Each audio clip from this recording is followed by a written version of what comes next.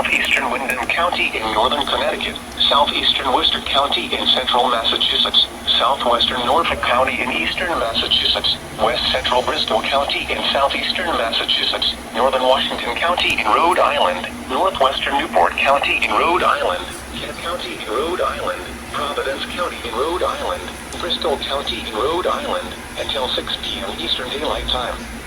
At 4:55 p.m. Eastern Daylight Time, severe thunderstorms were located along the line extending from Millville to Hampton, moving southeast at 35 miles per hour.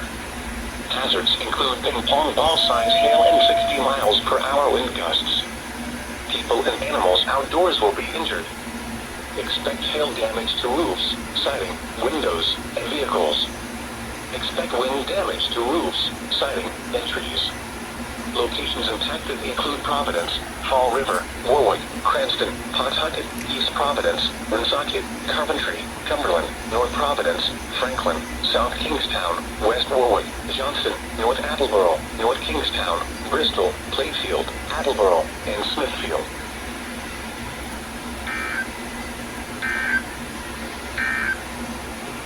A severe thunderstorm